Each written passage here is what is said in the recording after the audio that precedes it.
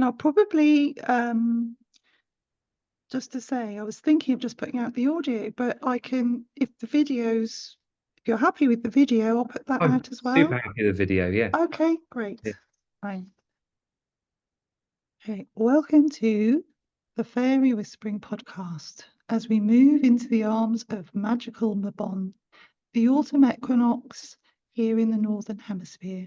Today we welcome my guest, Marc JB, who is joyfully leading us into the transformational season of mellow fairy fruitfulness. He is a leader of light and, Marc describes himself as a bringer of joy and a leader of light. He is a pioneering ecstatic dance DJ in London and at festivals globally, and is an advocate for mental health, sustainability, and ethical living. Marc has worked with a plethora of musical celebrities, far too many to list here, but they include Cyndi Lauper, Lady Gaga, and Pink, among many others. I connected with Marc on Instagram and discovered his album, The Rose Path, which I love because it's so joyful and resonates with my love of roses and the rose fairies. And then I began to discover his amazing work.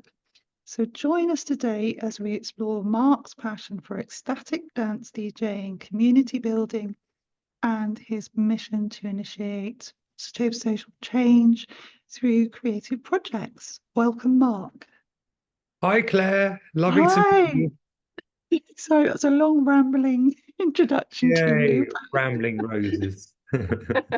Actually, the garden centre just up the road, because I've Yeah. just moved into my new house. They've got half price roses at the moment. Oh, And I have went up they? there and I bought a whole, like a carload for about 60 quid. I think I might have to go back. They got rambling roses. I'm learning about Oh, these, so I might buy myself some rambling roses. yeah. What colour would you go for? Well, I just get one of each. They just got so many, and they're so cheap. They're only like £6 a rose. Really? Yeah. Oh. You put them around your garden room that you're sat in, do you think? Yeah, I'll just put them all over the garden. There's lots of Um, garden here in this new place. yeah. Oh, fantastic. Yeah, because you've just moved, haven't you, to a new home? Yeah, And taken yeah. 2 years, and I moved out of London because I just finding it's just getting more and more agitated there, and Mm, yeah, people are so stressed. There's amazing things happening in London with different communities, ecstatic dance and meditation, etc. And like they're expanding at a rate of knots. But my heart's just called back to the countryside, and I really wanted to start a new project, like really wipe the slate clean. So I've just spent the last 6 months sleeping on wonky sofas in garden sheds and traveling in oh, my camper van. And I went to France and did the Rose Path pilgrimage. oh, I'd love to hear about that. Is that something you can share about? Yeah, absolutely. Yeah, So yeah. I have a dear friend called Sophia Magdalena, who we met in Croatia. She's a breath worker, and she studied back in San Francisco in the 1960s. So she's really been there from like an early time of this whole movement in awakening of consciousness in people, and we just struck it off, became great friends, and we've even been down to Dartmoor together and done ceremonies on the River Dart. And I know you're down near there. I just love it down there. It's a magic land, like pristine nature. And she's very connected to the Rose lineage, and she kind of initiated me into the Rose lineage about 6 years ago. And then since then, there's been huge opening about the Rose lineage, especially here, like 5 miles up the road this weekend is about to be an incredible festival put on by Sophie Neville and an amazing team. And it's called the Heart of the Rose. And it's its fifth year, and it's circles of women, sisters gathering to celebrate each other and awaken to new potentials, and sing and dance and learn and do workshops. I mean, it's unbelievable. So that 500 women are coming to that now, and And a Oh, couple of wow. months ago, we actually seeded the first men's circle, the Brotherhood of the Rose. So Ah, if, okay. if there's any men who resonate with this rose path, which I'll describe shortly, I really welcome you to get in contact with me and come and join part of something really potent, very beautiful. Yeah. Sophie, sorry, I am now a rambling rose. Well, Was it's rambling great. all I in love. the shop. Sorry to talk. I love rambling All right, good, on this excellent. podcast and what Welcome you're to the saying. Rambling It's Podcast. So yeah, I'm never going to be a Mm. standard rose. I'm always going to be a rambling one. Yeah. Um, so now I know what a rambling rose is. Don't know where to plant them though. Sophia Magdalena, she's been doing retreats down in the south of France in the Pyrenees and Provence for a long time. And I went down there 5 years ago and stayed at a place called Le Conte, which is Lesconte. And that is run by a wonderful woman called Alethea. And it's just stunning. It's next to Montsegur Mountain. And the story is, I have to go back and tell the story. So this is the traditional story from the area. After the crucifixion, the Mary Magdalene gets in a boat with two other Marys and disciples and her brother Lazarus. They get shipwrecked off the coast of Provence. Now, the Queen of the Gypsies, and this is all their like local, traditional kind of like stories. So I know Fascinating. people have got different stories from other places, but there's something rather like close and wonderful about the story for me. Mm. Um, so she gets shipwrecked off the coast of Provence, and the Queen of the Gypsies has a premonition that there's a boat coming with important people. She goes out in the morning and she sees languishing in the sea this boat. And she goes out and hauls it in, and lo and behold, it's Mary Magdalene and her troop. So she lands in Marie-Saint-de-la-Mer, where now the Romany gypsies, this is their holy place, and they have a yearly in May festival where they celebrate Sarah, which may be the queen of the gypsies from back then. And the gypsies basically let's call them Romanies, because I think gypsies is more of like Romanies is more, honoring them as like wonderful nomadic people Mm. with their heritage. So let's call them the Romanies. I may not be right in this respect, but I do like to honor people, for their amazing culture and traditions. Mm. So the Romanies then hide Mary and her troops in different grottos and different caves around the area. And that's where they teach from. And then the teachings spring into mystic schools and the traditions of the area, that there were many temples of Isis there as well, like Rennes le Mm. Chateau. There's actually a boulder with an ant cut in it there. And out of that springed up the Cathars, which were a Gnostic Christianity um, community, Yeah. and they had initiatory spaces where they went on initiations, and it was all very like mystical knowledge that had come, through the Essenes with Mary and Yeshua or Jesus, and then had come before that from Egypt and other civilizations. So it was a very long mystical path, and then it went into the Cathars, and then out from various other kind of like arms and legs of it sprung Templars, Rosicrucians. So I actually and the Cathars basically hunted down by the Roman army because there was Mm. a threat, and there were 3 million of them were killed. So it was a mass genocide by the Roman army and Mhm. by the Inquisition. The last in that area were hunted down to this mountain next to Leconte, and there was a 3 month siege as they stayed in a fortress. And eventually, the Cathars 220 came down, and the Romans had prepared fires, and they said, "Either renounce your faith or walk into the flames." And 220 were burned that day in the fields at the bottom of the mountain. Mm. So I stayed right there. I also met because the Cathars went underground with their mystical teachings.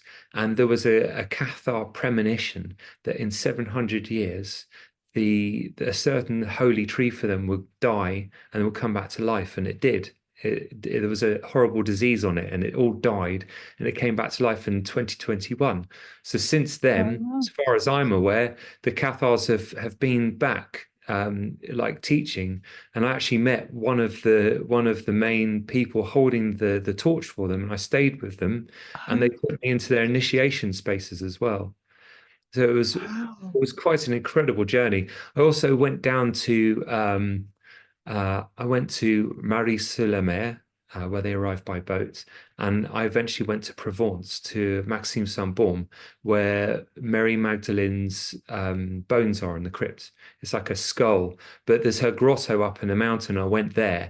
It's Mm, unbelievable. You walk mm. to the grotto, you go up, and then there's like a monastery there with men in white robes, and and you walk into the grotto, and there's a beautiful altar there. And then there's a little sign saying, "This way to Mary Magdalene relics." And then you Oh, walk behind, and there's one of her bones. And just like the power it yeah. coming off this thing, it was like looking at the Ark of the Covenant or something. It was just Amazing. unbelievable, just incredible. And I mean, had no idea you were going to share all of this today, Mark, and it's just amazing, really. It really resonates with me and the path I'm on. And obviously, you can see you're surrounded by roses. And I'm wearing a dress with roses on, and the red, the Magdalene red as well. So, yeah. So, where did your journey go from there? But What was the next step? I think it's a continuous journey. Like I feel like I'm Mm, on the road's path, hence naming the album after it on Spotify. Um, mm. oh, my door's opening at the moment. It's like someone's coming in. Um, so, um, yeah, for me, the rose path represents the rose wisdom lineage. And it's like a weaving of different wisdoms throughout the eons. So like we're talking like thousands and thousands and thousands of years through different civilizations. And it's it's a pathway to like realizing yourself, to knowing yourself, to being able to be capable in normal life, which can be full of chaos and agitation, and being able to be excellent in that, and then be able to just be your authentic expression. So I see that like this, all these different wisdom paths, they kind of like wove through all these civilizations, through the Essenes, and then back out again into the world. Some of them went hidden, and then they kind of like weaving back through us now. So I feel like all these twines of wisdom are kind of like coming back together, and that's me and that's you, and we're each a unique expression of it. Um, Yes. and then when I look at the rose, because I'm a scientist as well. I did quantum mechanics at university, Oh, uh, yes. which shows a Mhm. lot about, energy being out of time and space, and everything being, entrained, and kind of like, that goes into, sorry, not entrained, everything, one thing happens here and the same thing happens the other side of the universe. Everything's connected. That's the one, yeah. So with the rose consciousness, it's like I feel, because I go through the multi dimensions of energy, and where I see source, or where I feel source, just kind of like the next level out for me is the rose energy, and it goes right very much. It's very like pure harmonic energy of consciousness going to source, and it's these wisdom paths, but imbued with beauty. So Yeah. like, the symbol of the rose here is just perfect because it's very beautiful, and it's just a beautiful reminder all the time of this wonderful, you know, way of being. Mhm. Yeah, and creating your album, The Rose Path, as well. Did you feel that you were, I don't know if it's the right word for you, channeling that rose energy through the music? I mean, where the inspiration, because it's so There's so many beautiful sounds in that album. I'm just wondering how you created that music, whether it was, you felt it was coming from the roses. Well, Just, mm, I'm going to do what the politicians on Radio 4 and not answer the question, like answer it from over here. okay, Sorry. It means I can answer it more fully. yeah, So I looked into ages with music and healing. You know, I love physics, mm, mathematics, uh, finding a better way to turn up in life, yeah, pathways to happiness, being able to exist in chaos and agitation and being quite happy and capable in that. So I've been exploring for a long time through different, mystery wisdom traditions. Um, and I was looking for, how do you get healing in music? Does what hurts does this do? This hurts does that, play that, do that. And mm, then one day, and I was kind of getting a bit lost in it, studying all the different, not just what people were being inspired to do, but also the scientific studies, of which there's not that much. There was quite a few in the 70s by the Monroe Institute, mm, but there's not actually that much. I actually worked with neuroscientists for 1.5 years, looking wow, into all of the scientific proof and metadata studies into how music affects the human condition. There's really not that much 2 years ago, but I'm sure that many more have been done since. yeah, And one morning I just woke up and I just realized, oh, it's just intention. I don't actually need to mm, worry about any of these. What hurts does that? What hurts does that? It's mm, intention. And it's like what I intend to do, what I'm feeling, what I'm going through. So like I make a lot of film and TV stuff, and I'll be making really aggressive hip hop music. And I'll be going through a yeah, massive acceptance piece with someone mm, who's been really, like a really big teacher in my life, give me a really hard time and driving me to absolute despair. And then I'll finally accept it as I'm making the song. And I feel all those codes, like that sequence, that pathway, that sequence of what needs to happen to be able to accept. I feel it go into yes, the music. And then this music, like this really aggressive hip hop music going out through TV sets all around the world. So I imagine like someone mm, is, eating their TV dinner, yeah, darkness, yeah, with these codes coming out of the television about accept. wow, So mm, I get to broadcast these things really far and wide to millions and millions of people just while I'm sitting here in my lovely home. mm, Um, so with the Rose Path, going back to that, yes, when I'm in the studio, sometimes I'm on a shaker and I'll feel energies like circle around my hand, go over the shaker and into the microphone, and then it's in the music. So I actually see and sense um, these wonderful like codes going into the music, and I get told what they are as it happens, and they come from different places, like different realms of consciousness.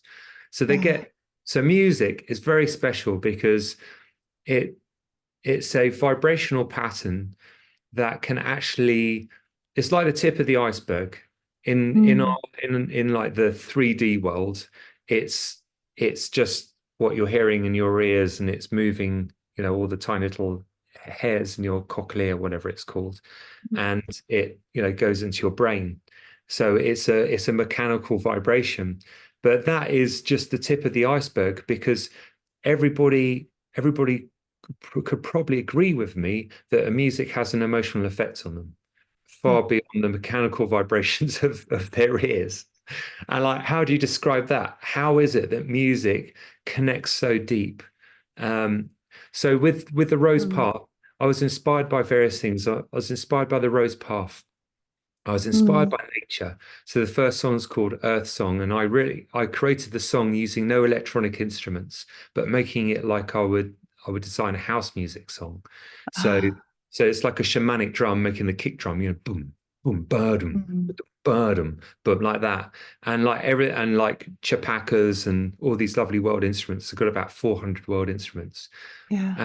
and I built up the track like that, just with like love for nature and just the feeling of happiness and bliss. So that's what the song is really. It's just happiness, Mm. bliss, and just beauty in nature, and being at my old studio, which had a beautiful apple tree and lovely garden, and the sun coming through the dappled shade, and and the rest of the album, there's actually a song on there called Primera Luz.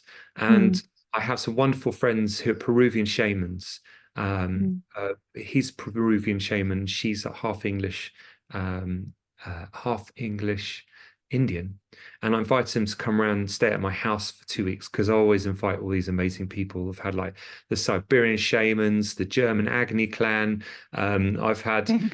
um, like many different like world lineage, like full lineage shamans come around to either like come and have tea, or I always invite Mm. people around. You'd be amazed how many That- people come. That's so So, cool. yeah, so I had Peruvian shamans stay at my house for 2 weeks, and we just wrote a Yeah. song. And Primera Luz is a song, and the start as a prayer the world, about mother nature. Mm. Yeah, it's really beautiful. So Mm. it's a whole album inspired by nature, kind of like the ecstatic dance, which is so I'll just, would it be okay to tell you Yeah. what I feel? Carry on. Yes. Thanks, Claire. Share. You're not getting to ask many questions. No, no, I'm just enjoying listening to you. It's all wonderful. Yeah, you're, you're making my Thanks. job very easy. I really ramble forever. So ecstatic dance, Yes. something fantastic that's been happening for a while. For me, it really started off in its modern era with Gabrielle Roth with Five Rhythms. She came up in the 1970s, I think at San Francisco, with this fantastic way of dancing sober, of going through different ways of dancing with that will excite different states of being. So you can really have you bring stuff up. Like there's you're dancing to chaos, and then you're like dancing to lyrical, which is much more easygoing. I don't really understand it that much, but I do know I love the five rhythm dances, and Yeah. I have been to many for like 8 years. And then there were five rhythm dancers in London, in this incredible church. And the first one I went to was by a guy called Seth, like fantastic DJ. He works so hard. I have so much respect for him. And it was in St. Peter's Church in Vauxhall. It was so funny, Claire, because I walked in, there's like 150 people in their kind of like shorts, sweating. And I'm like, it's like the world's best nightclub with amazing music, but everybody's sober. It's like, wow, what's going on? And like they Yeah, say, it's and cool. then Yeah. um, and like afterwards, we went out to an eatery up the road, and there's a gay bar called Fire, and all these guys were coming out of the bar, and they Yeah. were completely wasted, and they were looking at us, and we were having so much fun, and we were like running and jumping around and dancing to music, and these guys were like, "What are you guys on?" And we were like, nothing. We're just been to ecstatic dance." So it was really funny. Um, Uh, so for me, I went into DJing ecstatic dance, because I put on a night in Southeast London in a church for a while, and ecstatic dance is wonderful. It's sober. There's a few guidelines which mm. are universally accepted. So it's dancing barefoot. It's Mm. no mobile phones, and also it's no talking, but you can make whooping noises and screaming or whatever. Yeah. Also, emotional releases are welcome. So when you're dancing, you can just, there's no judgments. You just dance the whole way you want, and it really opens up Mm. your body to music.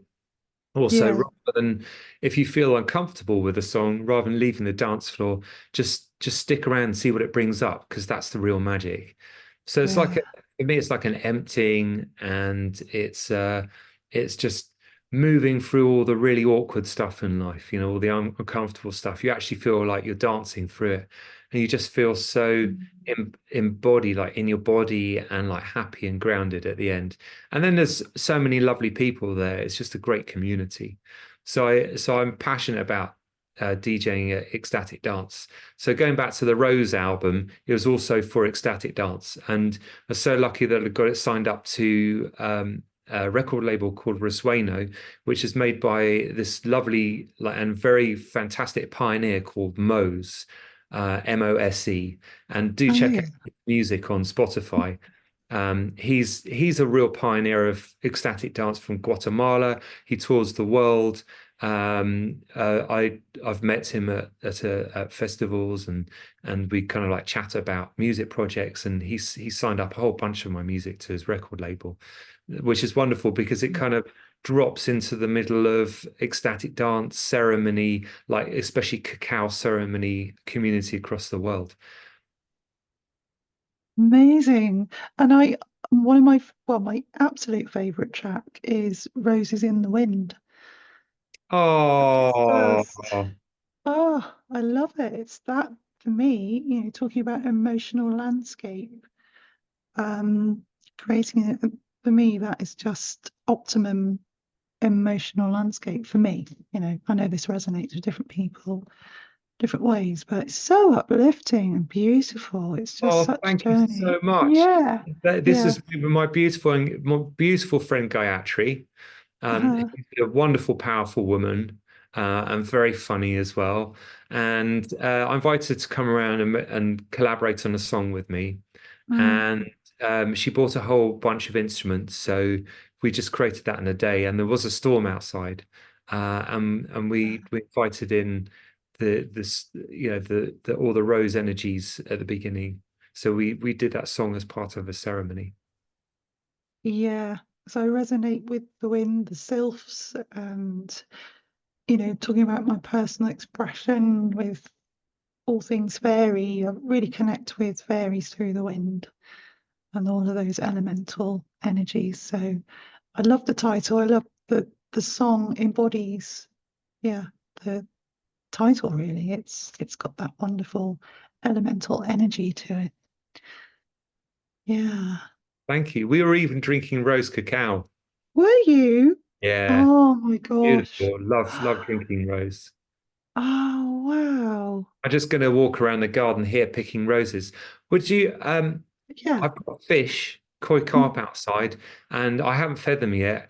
Would you like yeah. to come with me and feed the fish? Let's do that. Let's feed the fish Yeah, if the in your internet's dropping out, garden. then let me know, okay? Okay, Right, let's so go let's for go it. feed fish. Fish food. This is fun. Yeah.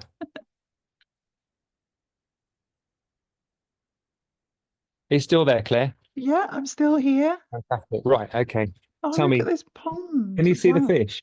Yeah, I see. Okay, here we go. There's five of them. Do they all have names? Who They're can not we yet. see that? Well, there's a flower in the top. It looks just like a fairy. It's extraordinary. Oh, oh, in the corner there. Yeah, Is it a fluffy dandelion seed? something like that. Yeah. I was in a orchard the other day talking with a friend on WhatsApp messaging, and she's very much connected to fairies. And as we were talking, a big bunch of dandelion seeds floated by me. And then Yeah. and within seconds, she spotted a dark sort of fairy ring, a dark circle of grass in front of her on her Yeah. walk. It's amazing how these connections happen, isn't it? Yeah, it's Yeah. life is wonderful. I live my life by the signs now. Yeah. So I've just pulled off the most incredible manifestation. I've just got the house of my dreams. I'm in here. I'm so overwhelmed by how incredible this place is. It's almost 600 years old. It's just utterly stunning. The gardens are unbelievably beautiful. It's super private in its own valley. It has a stream with four waterfalls and five bridges. Um, so Mm. like I just these I kind of lost the track of where I was beforehand. Just Oh, don't but worry, this is great. but Yeah. but I've oh yes, the signs. So I've just been mm, following signs for 6 years, and people mm, say, Mark, you're mad. Like, what are you talking about, these signs? But I look for synchronicities. I get guided by nature.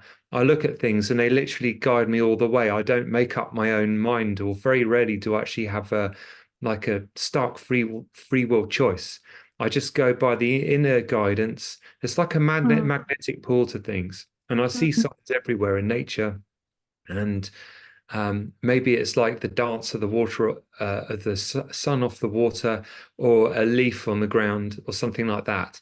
And it guides me to do things. Now, some of that's, my friends are going to go, okay, Mark, this sounds absolutely ridiculous. We just think you're bonkers.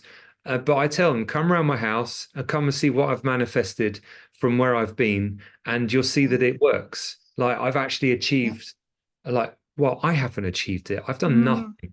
It's just been, I'm just witnessing it all being directed through me. But mm, what's this miracle that I'm sitting in is a result of me just following the signs and having very, very little resistance, and continuing to find the resistance and just to breathe it out and let it go inside mm, me.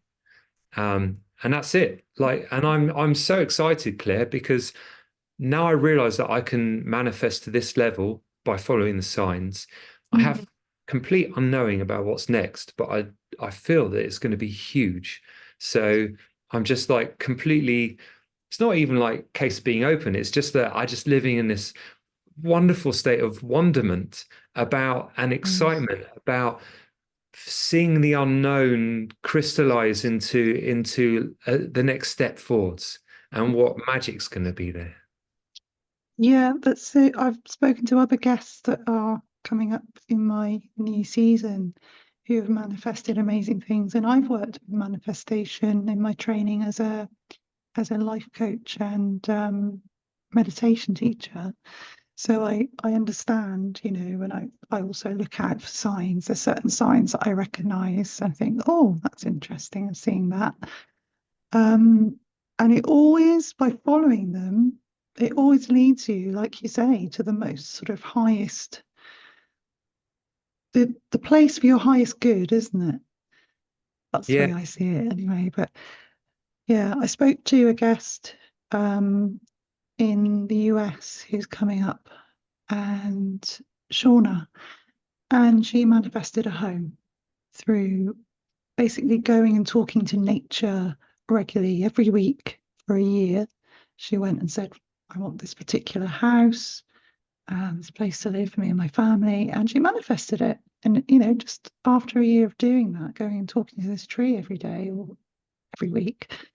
So, yeah, it's totally possible. There's more, and you'll know this through your quantum physics background, that there's more to this universe, isn't there? Then, there is. And yeah, if anyone's saying, oh, a load of path, load of yeah, metaphysics, well, just go and look at the double slit experiment, I yeah. tell you, and just expand on what that actually means in terms of consciousness, time, and space. Mm. Anyway, that was just me getting a little bit passionate there. Um, So, Mark, I'd love to know about your community that you're building, and how people can connect with that, and what's coming up for you, and how people can connect with your work as I well. thanks there. I feel like I really need to like rewrite my website because everything's so outdated. Because I've gone past this place of like owning anything or actually being of anything important or of value in anything. I'm just literally, just just witnessing life being directed through me. So the idea of me building a community is a load of, it's not right anymore. Okay. It's more like I just got lovely friends, and we all kind of like meet in different ways and in different communities and different friendship groups. I'm not building a community. We're all doing it. We're all co-creating. I Mm, see that we all have like a equal like say and value in everything. So I see it as totally, it's like level. Um, but I suppose one thing that I can do is I can I have the facilities to create some really nice things. So yeah. there'll be some probably some low-key things happening here in terms of music writing, maybe for some small events, like smaller retreats and meditations, breath work, maybe silent meditations with my wonderful Japanese shaman friend, Oh, um, wow. who's just incredible and like from like a very authentic and long lineage of shamans. So I don't really know what's next, which is really cool. But I know Yeah. that, I mean, like, I feel like a huge amount of potential around me. Like I feel it in the multidimensional levels of energy that I kind of like go into. Like it's huge. And and like expanding that in terms of what humanity's all about at the moment is I'm a massive advocate of a few things. One thing is that life is tough.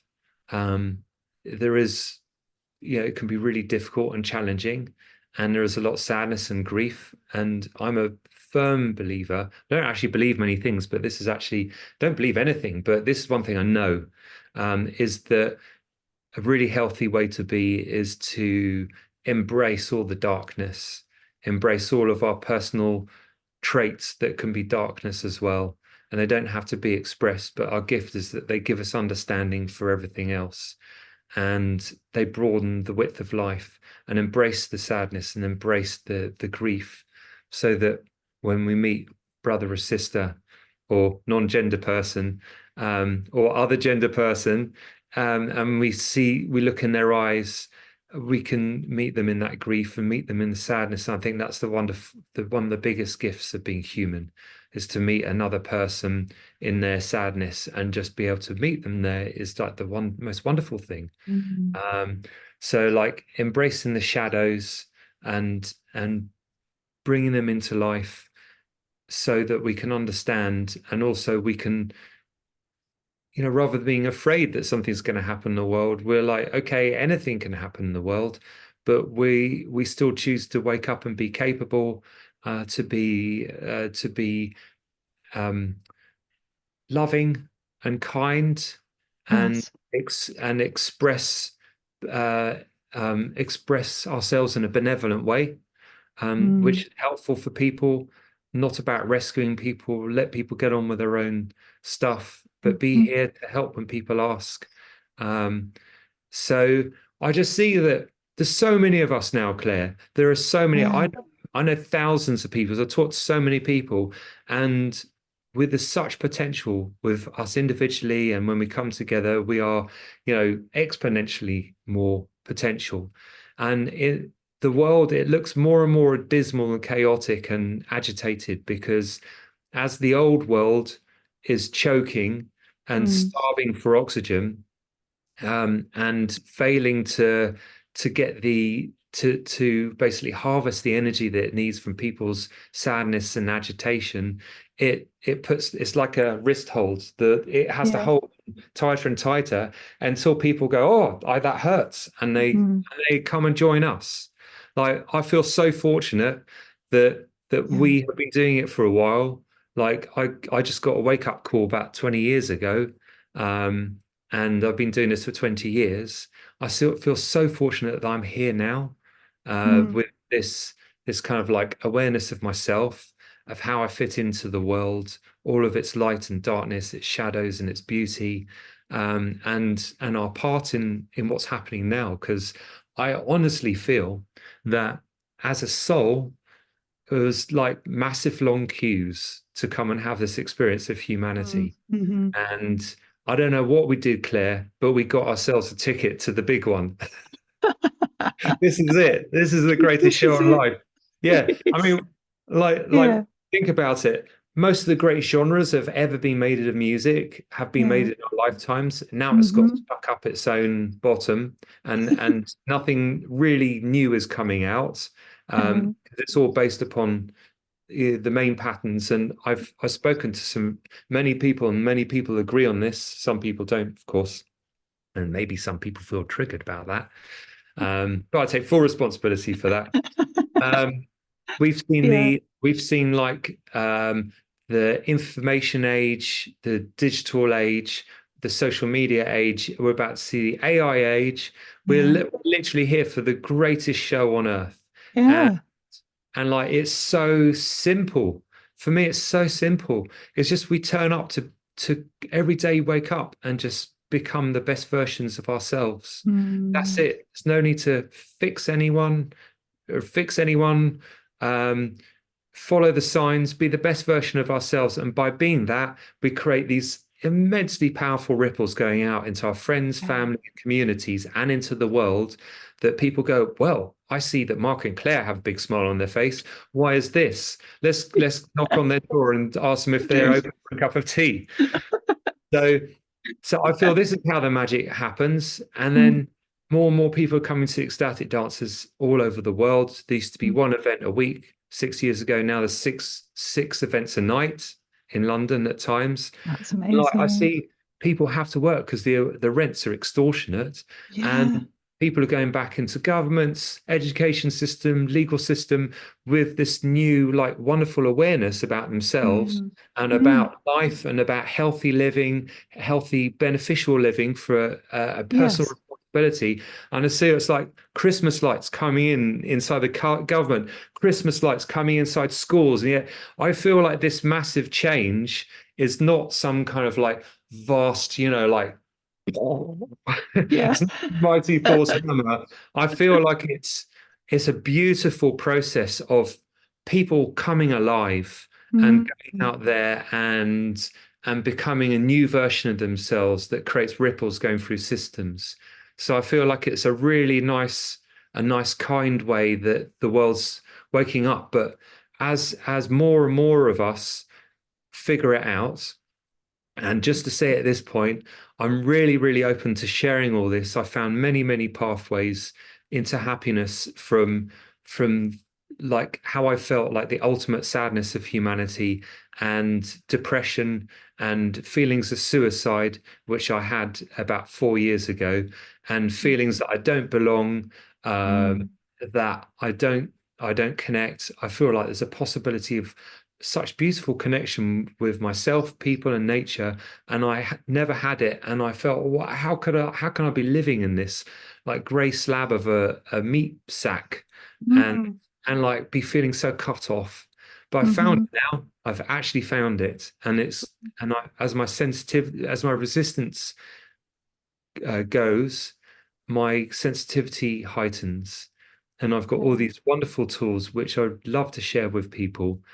So I do encourage, like, if you feel resonant with what I'm saying and how I'm saying it, because like Claire has her way of saying it, and I have my way of saying it. We all have a unique expression. Some people Mm. resonate with me, other people will not.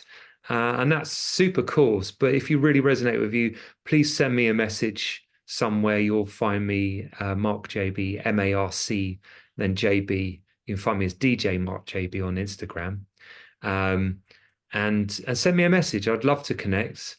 And also when I'm putting on events and stuff to tell you about them, so you can come and not just experience the events, but also come and meet all my lovely friends. I've got Mm. such beautiful friends, like incredible, wonderful friends. And yeah, I suppose in some kind of ways we're a community, but it's all like different groups of people who they meet up at festivals, and yeah, so even though there's so much unknown going forwards, there's just this incredible feeling of just fabulousness, really. Uh, there is. I totally agree. And I'd love to come to some of your events. I'll be there. Yeah, thanks, Claire.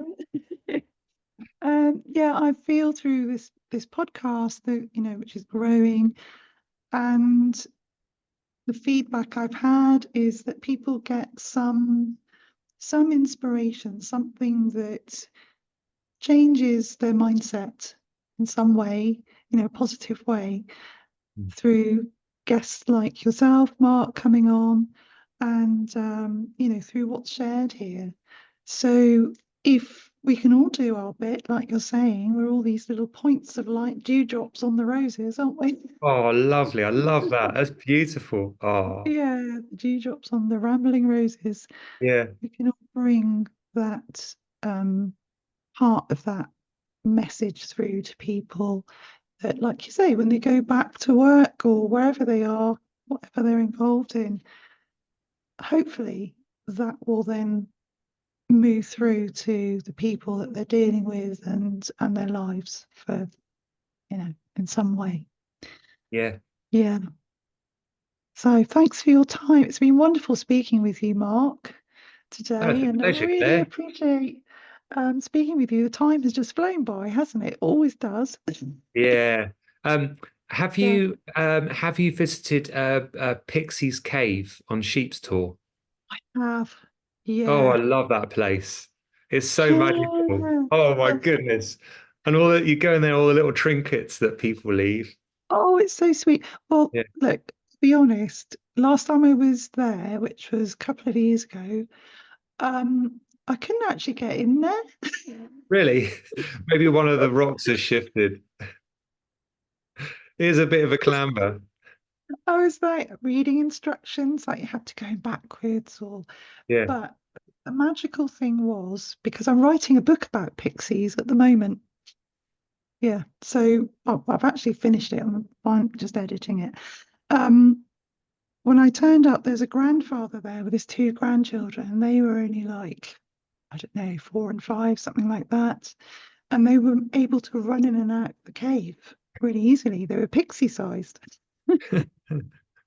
And as I turned up, he was like looking around, and I said, "Are you okay?" He said, "Oh, I've lost my mobile phone."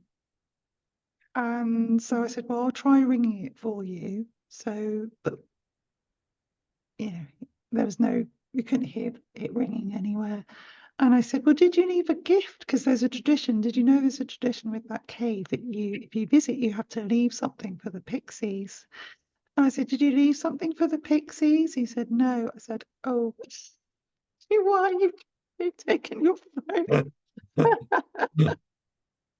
Anyway, oh, well, if you're in Devon, then it'd be great to meet up. But yeah, see how things go. Otherwise, I'll see you at one of your events. Lovely. Thanks, Claire. Yeah, It's lovely to talk with you and yeah, lovely to meet you. lovely to meet you too. Okay, bye for now. I'll stop recording now. Um, oh.